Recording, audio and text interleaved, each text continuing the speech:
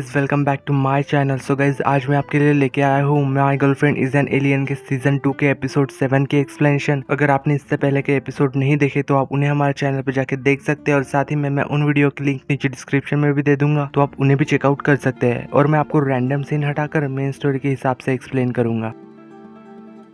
तो अब तक की स्टोरी ये थी कि ज़ाओशी यहाँ पे पानी में डूब रही थी और फैंग दौड़ते हुए आके पानी में कूद के उसे बचा लेता है। और यहाँ पे वो उसका पैर देख के कहता है कि तुम्हें पानी में जाने की क्या जरूरत थी, ये सब मत करो। यहाँ पे ज़ाओशी उठ के दौड़ के अपने फोन के पास जाती है जहाँ पे लाइव स्ट्रीम चल रही थी और वो सबको बताती है कि पानी में गिरने के बावजूद भी कंपनी का मेकअप अब भी खराब नहीं हुआ, यानी कि कंपनी के प्रोडक्ट काफी अच्छे है। यहाँ पे फैंग उससे कहता है कि तुमने काफी काम कर लिया है, अब रुक जाओ, अब ये सब बंद कर दो। लेकिन यहाँ पे ज़ाओशी कहती है कि अगर मैंने अभी बंद कर दिया तो अब तक जो भी हार्ड वर्क किया है वो सब वेस्ट हो जाएगा। यहाँ पे ज़ाओशी उससे पूछती है कि तुम यहाँ पे क्या कर रहे हो, क्या तुम मेरी लाइव स्ट्रीम देखने आए थे। यहाँ पे फैंग ऑकवर्ड होके कहता है कि मैं कंपनी का सीईओ हूँ, ये तो मेरी जिम्मेदारी है ये सब देखना कि काम कैसा चल रहा है। फिर नेक्स्ट सीन में हमें यहाँ पे जिम पे दिखाया जाता है जहाँ पे ज़ाओशी एक्सरसाइज कर रही थी, पर थकावट की वजह से वो यहाँ पे गिरने ही वाली होती है कि फैंग आके उसे बचा लेता है। और फैंग उससे फिर से कह रहा था कि तुम्हें ये सब करने की जरूरत नहीं है। यहाँ पे ज़ाओशी उसे कह रहे थे कि व्यूवर्स को पता चलना चाहिए कि हमारी प्रोडक्ट की ऑथेंटिसिटी क्या है, इसलिए मेरे ये सब करना जरूरी है। यहाँ पे फैंग उसे कहता है कि तो ठीक है चलो मैं भी तुम्हारी मदद कर देता हूँ और तुम्हें कंपनी देता हूँ। और यहाँ पे फैंग भी उसके साथ एक्सरसाइज करने में लग जाता है। और यहाँ पे फैंग ज़ाओशी की एक्सरसाइज करने में मदद कर रहा था, जिस वजह से यहाँ पे ज़ाओशी उसके काफी करीब आ जाती है और यहाँ पे फैंग की हार्ट बीट काफी तेज हो जाती है। यहाँ पे ज़ाओशी भी काफी ऑकवर्ड हो गई थी, इसलिए वो जैसे ही पीछे झुकती है तो वो गिरने वाली होती है। यहाँ पे फैंग उसे बचाने की फिर से कोशिश करता है, लेकिन यहाँ पे फैंग भी उसके ऊपर गिर जाता है। और यहाँ पे ये दोनों देख ही रहे थे कि लाइव स्ट्रीम जो भी लोग देख रहे थे वो लोग भी कह रहे थे कि इन दोनों को तो रियल लाइफ में कपल बन जाना चाहिए। और यहाँ पे उसका सेक्रेटरी भी वो लाइव स्ट्रीम देख रहा था और वो भी ये सब देख के काफी खुश हो रहा था। फिर नेक्स्ट सीन में हमें यहाँ से फिर से इन दोनों को दिखाया जाता है। यहाँ पे फैंग देख रहा था कि ज़ाओशी का हाथ उसके सीने पे है, इसलिए वो फिर से ऑकवर्ड होके जल्दबाजी में खड़ा हो जाता है। यहाँ पे ज़ाओशी भी खड़े होके कहती है कि सभी व्यूअर्स से देखो मेरा मेकअप अब भी जैसा का वैसा ही है, प्रोडक्ट काफी अच्छे हैं। यहाँ पे फैंग भी मुस्कुराते हुए कहता है कि मैं आपके लिए इससे भी अच्छे और भी ज्यादा प्रोडक्ट लेके आऊंगा। तभी यहाँ पे ज़ाओशी नोटिस करते हैं कि कमेंट्स में सभी लोग फैंग की काफी तारीफ कर रहे थे, लेकिन वो लोग मेकअप के बारे में कुछ भी नहीं बोल रहे थे। और यहाँ पे फैंग स्माइल कर रहा था और उसके चेहरे पे से हेयर को हटा के उसके चीक्स को टच करता है और उससे कहता है क्योंकि हमारा मेकअप बेस्ट है। और ये सब देख के यहाँ पे ज़ाओशी सरप्राइज हो गई थी। फिर यहाँ से फैंग चला जाता है। फिर नेक्स्ट सीन में हमें यहाँ पे फैंग को दिखाया जाता है जो कि ज़ाओशी के लिए मेडिसिन लेके आया था। वो यहाँ के पैर पे मेडिसिन लगाता है और उसे कहता है कि तुम काफी केयरलेस हो। यहाँ पे ज़ाओशी उससे कहती है कि मुझे पता है कि तुम्हें मेरा काम पसंद नहीं आ रहा, तो सीधे सीधे मुझे कह दो ना। लेकिन यहाँ पे फैंग उसके जवाब में कहता है कि तुम घर जाओ और रेस्ट करो अच्छे से, क्योंकि कल से तुम यहाँ पे परमानेंट जॉब करने वाली हो। ये सब सुन के यहाँ पे ज़ाओशी काफी खुश हो रही थी और उसे हाथ पकड़ के वो यहाँ पे कूदने लगती है और यहाँ पे वो उसे थैंक यू कहती है। यहाँ पे फैंग उससे कहता है कि तुमने आज बहुत ही अच्छा काम किया है, इसलिए मैं आज तुम्हें डिनर पे लेके जाऊंगा। और ये सब सुन के ज़ाओशी और भी ज्यादा खुश हो रही थी और यहाँ पे ज़ाओशी अपने ही स्टाइल में उसे थैंक यू कह रही थी। यहाँ पे फैंग स्माइल करते हुए वहां से चला जाता है। फिर नेक्स्ट सीन में हमें इन दोनों को घर जाते हुए दिखाया जाता है जहाँ पे ज़ाओशी भी फैंग के पीछे पीछे उसके घर में जाने के लिए ट्राई करती है, पर यहाँ पे फैंग उसे रोक के कहता है कि तुम अपने घर जाओ। यहाँ पे ज़ाओशी कहती है कि मेरे घर में कोई नहीं है। तभी यहाँ पे फैंग और ज़ाओशी देखती है कि यहाँ पे ली और ज़ैबी एक साथ आ रहे थे और यहाँ ली ज़ैबी को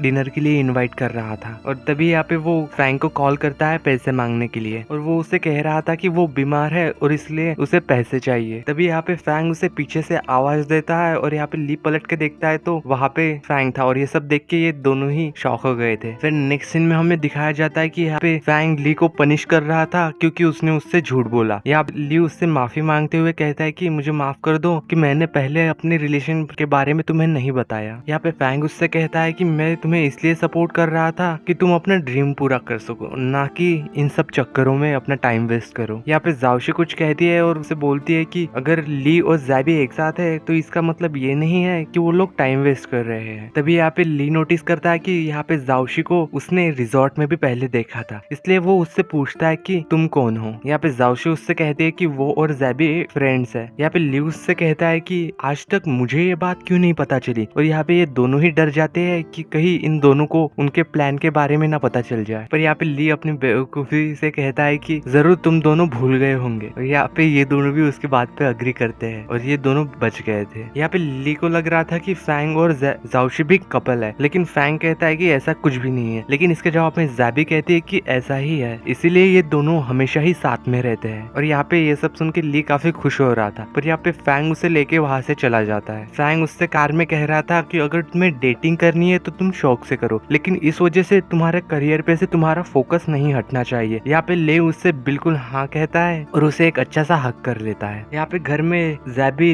जाओशी से कह रही थी कि तुमने आज जो भी काम किया है शायद उससे फैंग खुश हो जाएगा और तुम्हें उसकी सेक्रेटरी बना लेगा। और यहाँ पे ये भी सुन के यहाँ पे जाओशी खुश हो रही थी, ताकि इस वजह से तुम उसके और भी क्लोज रह पाओ और जल्दी से जल्दी उसके हार्मोन्स कलेक्ट कर पाओगी। फिर नेक्स्ट डे हमें यहाँ पे जाओशी को दिखाया जाता है, जहाँ पे फैंग आके उसे नॉर्मली कहता है कि हमेशा की तरह तुम अपना काम करो, और यहाँ पे वो उसे कुछ काम दे के वहाँ से चला जाता है। ये सब देख के यहाँ पे जाओशी डिसअपॉइंट हो गई थी और यहाँ पे वो उसके सेक्रेटरी के पास जाके कहती है, पर यहाँ पे मिस्टर हान भी काम के लोड से काफी ज्यादा परेशान था और यहाँ पे जाओशी उसके हेल्प करने के लिए डिसाइड करती है। फिर हमें यहाँ पे दिखाया जाता है कि रात हो चुकी थी और यहाँ पे जाओशी अभी भी काम कर रही थी, लेकिन तभी वहाँ से फैंग जाने लगता है और वो देखता है कि जाओशी अभी भी काम कर रही है और सब लोग जा चुके हैं। यहाँ पे वो जाओशी के पास आके उससे कहता है कि काफी देर हो चुकी है, तुम अब घर चली जाओ, लेकिन यहाँ पे जाओशी कहती है कि मुझे और थोड़ा काम खत्म करना है, इसलिए मैं बाद में चली जाऊंगी, तुम चली जाओ। यहाँ पे फैंग उससे कहता है कि मैं तुम्हें ड्रॉप कर दूंगा, लेकिन जाओशी फिर से कहती है कि कोई बात नहीं, मैं चली जाऊंगी। और यहाँ पे फैंग उससे काफी इम्प्रेस हो गया था और वो वहाँ से जाने के लिए नाटक करता है और वो साइड में जाके चुपके जाओशी को देख रहा था। तभी यहाँ पे मिस्टर हान आते हैं, जिसे देख के यहाँ पे फैंग फिर से वहाँ से चला जाता है। यहाँ पे उसका सेक्रेटरी समझ गया था कि वो छुपके जाओशी को ही देख रहा था। फिर नेक्स्ट डे यहाँ पे मीटिंग के अंदर फैंग सभी लोगों से पूछ रहा था कि हमारी कॉम्पिटिटर कंपनी हमसे क्यों आगे जा रही है। तो यहाँ पे जाओशी प्रेजेंटेशन देने लगती है और वो उन्हें बताती है कि हमारी कंपनी और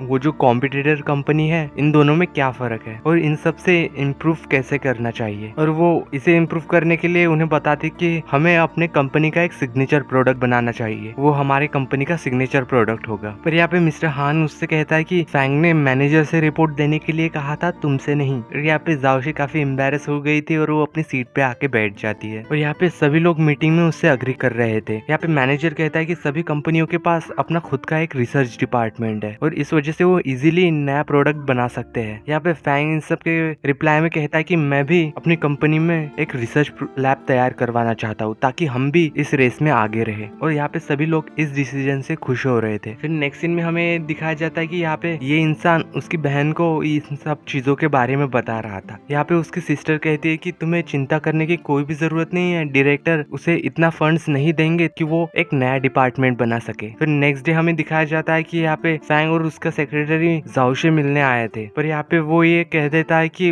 वो इस वक्त बिजी है इसलिए नहीं आ सकता। और यहाँ पे वो उसका सेक्रेटरी उससे पूछ रहा था कि क्या आज रात की पार्टी में जाऊ आने वाला है, या फिर फैंग कहता है कि हाँ उसे आना ही होगा। फिर नेक्स्ट सीन में हमें यहाँ पे ऑफिस में दिखाया जाता है, जहाँ पे कुछ एम्प्लॉयज जाओशी से पूछ रही थी कि क्या तुम्हें बॉस ने पार्टी में इनवाइट किया है। फिर यहाँ पे जाओशी कंफ्यूज हो रही थी और इसे इन सब के बारे में कुछ भी पता नहीं था, लेकिन तभी यहाँ पे फैंग आता है और यहाँ से ये दोनों एम्प्लॉयज चले जाते हैं उठ के। यहाँ पे फैंग उन 2 बॉक्सेस को जाओशी को देता है स्टडी करने के लिए। फिर यहाँ पे हमें नेक्स्ट सीन में घर में दिखाया जाता है, जहाँ पे जाओशी इन सभी डॉक्यूमेंट को एनालाइज कर रही थी। तभी यहाँ पे ज़ैबी भी आती है और उसे इतना सारा काम करते हुए देख के अपसेट हो रही थी। फिर यहाँ पे ज़ैबी वो दूसरा वाला बॉक्स खोलती है तो उसमें से एक काफी अच्छी सी ड्रेस निकलती है और साथ ही में उसके अंदर एक नोट था। और ये सब देख के यहाँ पे ये दोनों ही शॉक हो गए थे। और यहाँ पे उस नोट में लिखा था कि उसे 8 बजे तैयार होके नीचे आना था। और फिर यहाँ पे हमें नेक्स्ट सीन में दिखाया जाता है कि शाम को फैंग उसका वेट कर रहा था नीचे, और यहाँ पे उसका सेक्रेटरी उससे कह रहा था कि अगर तुम मुझे नोट लिख के इनवाइट करते तो मैं भी नहीं आता। तो यहाँ पे फैंग उससे पूछ रहा था कि किस तरह से इनवाइट करना चाहिए था। तो यहाँ पे मिस्टर हान उसे एक एकदम रोमांटिक तरीके में बताता है कि कैसे इनवाइट करना चाहिए था। और यहाँ पे फैंग इन सब से गुस्सा होकर उसे वहां से धक्का दे देता है, लेकिन वो तभी देखता है कि यहाँ पे जाओशी वही ड्रेस और वही हील पहन के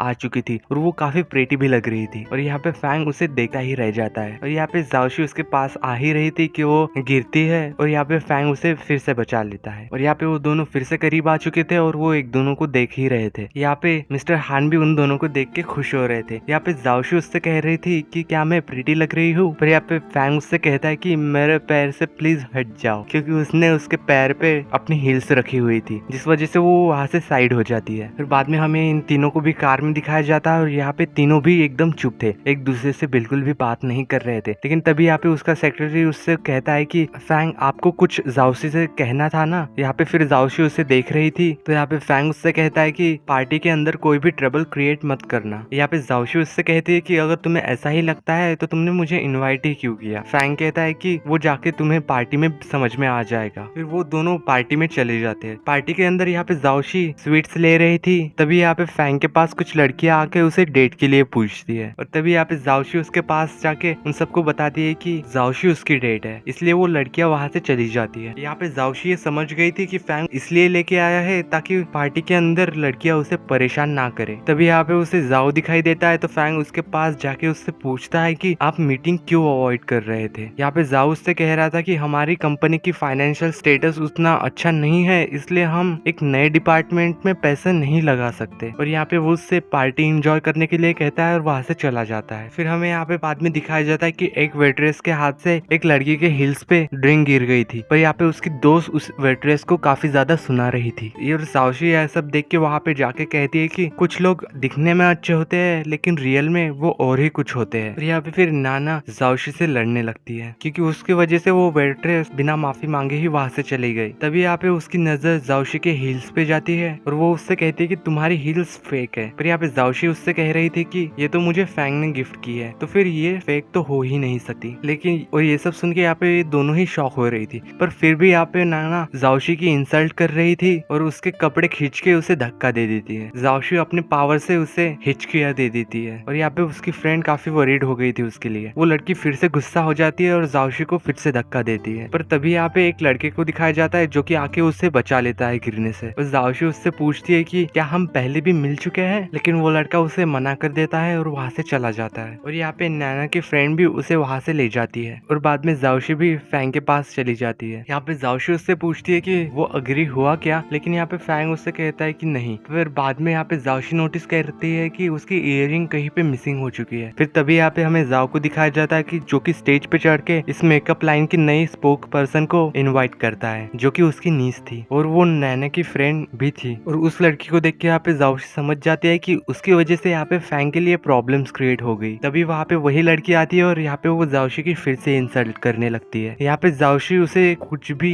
जवाब ना दे, इसलिए वो अपनी मैजिक से अपने ईयर्स को बंद कर लेती है। यहाँ पे वो लड़की उससे कह रही थी कि ये लड़की बता रही थी कि ये हील्स तुमने उसे दी है, पर यहाँ पे जाओशी उसकी बात का कोई भी जवाब नहीं दे रही थी, इसलिए फैंग उसे अपनी तरफ खींच के उसके कंधे पे हाथ रखता है और ये देख के यहाँ पे जाओशी अपने ईयर से वो मैजिक हटा लेती है और वो उस लड़की से कहता है कि हाँ, जाओशी को वो हील्स मैंने ही दी है। और ये सब सुन के यहाँ पे वो लड़की शॉक हो रही थी और बाद में वो वहाँ से जाओशी को लेके चला जाता है। जब यहाँ पे स्टेज से नैन्फी आ रही थी तो यहाँ पे वो लड़की उसे सब कुछ बता देती है, लेकिन यहाँ पे हमें साफ दिखाई दे रहा था कि ये लड़की भी यहाँ पे अपसेट थी। फिर हमें यहाँ पे इन दोनों को बाहर जाते हुए दिखाया जाता है, जहाँ पे ये दोनों सीढ़ियों से उतर रहे थे। तभी यहाँ पे जाओशी का पैर फिर से मुड़ जाता है और उसके पैर में फिर चोट लग जाती है और यहाँ पे फैंग उसे साइड में लेके आता है और उससे केयरफुली चलने के लिए कहता है और साथ ही में उससे पूछता है कि तुमने अंदर उस लड़की को जवाब क्यों नहीं दिया। यहाँ पे जाओशी उससे कहती है कि मुझे पता है कि अगर मैंने उसे जवाब दिया होता तो शायद ये तुम्हारी कंपनी के लिए प्रॉब्लम क्रिएट कर सकता था, इसलिए मैंने उससे कुछ नहीं कहा। यहाँ पे फैंग उसकी तरफ देख के कुछ सोच रहा था। बाद में वो उसे वहां से चलने के लिए कहता है, लेकिन यहाँ पे जब जाओशी चलने के लिए ट्राई करती है तो उसके पैर में काफी ज्यादा दर्द हो रहा था और यहाँ पे ये सब फैंग भी नोटिस करता है। लेकिन फिर भी यहाँ पे जाओशी चलने के लिए ट्राई करती है पर यहाँ पे उसे पेन होता है और यहाँ पे फैंग उसके पास आके उसे उठा लेता है और इसी सीन के साथ एपिसोड 7 की एंडिंग होती। तो ये तक था my girlfriend is an alien के सीजन 2 के एपिसोड 7 की एक्सप्लेनेशन। इसके आगे क्या हुआ वो आपको 8 एपिसोड में पता चलेगा। अगर आप चाहते हैं कि मैं इस सीजन के 8 एपिसोड की भी एक्सप्लेनेशन वीडियो बनाऊं तो आप मुझे कमेंट करके बता सकते हो और साथ ही में किसी और ड्रामास के लिए सजेस्ट भी कर सकते हैं। 8 एपिसोड और ऐसी ड्रामास के एक्सप्लेनेशन के लिए आप हमारे चैनल इंक हार्ट को सब्सक्राइब कर सकते हैं। अगर वीडियो अच्छी लगी हो तो लाइक द वीडियो। तो चलिए मिलते हैं ऐसे ही किसी ने और इंटरेस्टिंग स्टोरीज के साथ। तब तक के लिए peace out and thanks for watching.